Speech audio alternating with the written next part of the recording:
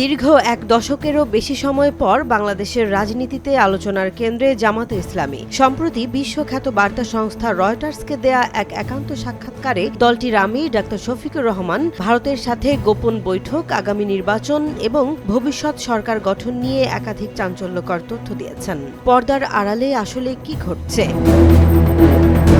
সাক্ষাৎকারে জামাত আমির নিশ্চিত করেছেন যে এবছরের শুরুতে তিনি একজন ভারতীয় কূটনীতিকের সঙ্গে বৈঠক করেছিলেন, তবে সেই বৈঠকটি ছিল অন্য 10টি বৈঠকের চেয়ে আলাদা। ডাক্তার শফিকুর রহমানের ভাষ্যমতে অন্যান্য দেশের কূটনীতিকরা যেভাবে প্রকাশ্যে সৌজন্য সাক্ষাৎ করেন, ভারতের পক্ষ থেকে তেমনটি করা হয়নি, বরং ভারতীয় ওই কর্মকর্তা বৈঠকটি সম্পূর্ণ গোপন রাখার অনুরোধ জানিয়েছিলেন। আমির প্রশ্ন তুলেছেন, যেখানে সবার সাথে উন্মুক্ত সম্পর্কের বিকল্প নেই, সেখানে এমন গোপনীয়তার প্রয়োজনীয়তা কোথায়?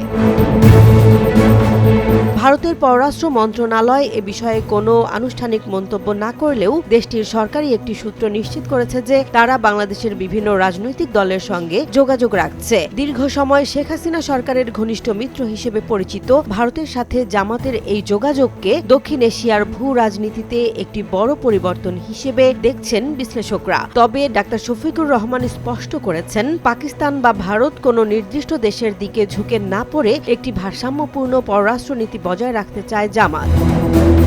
আগামী ফেব্রুয়ারিতে অনুষ্ঠিত হতে যাওয়া নির্বাচন নিয়ে বড় পরিকল্পনার কথা জানিয়েছেন জামাত আমির। রয়টার্সের প্রতিবেদন বলছে, প্রায় 17 বছর পর নির্বাচনে ফিরতে যাওয়া জামাত বর্তমানে জনপ্রিয়তার দৌড়ে বিএনপির ঠিক পরেই অবস্থান করছে। ডাক্তার শফিকুর রহমান জানান, তারা একক শাসনের পরিবর্তে একটি ঐক্যের সরকার গঠনে আগ্রহী। দেশের স্থিতিশীলতার স্বার্থে অন্তত 5 বছর বিভিন্ন রাজনৈতিক দল মিলে একসঙ্গে সরকার পরিচালনা করার প্রস্তাব দিয়েছেন তিনি।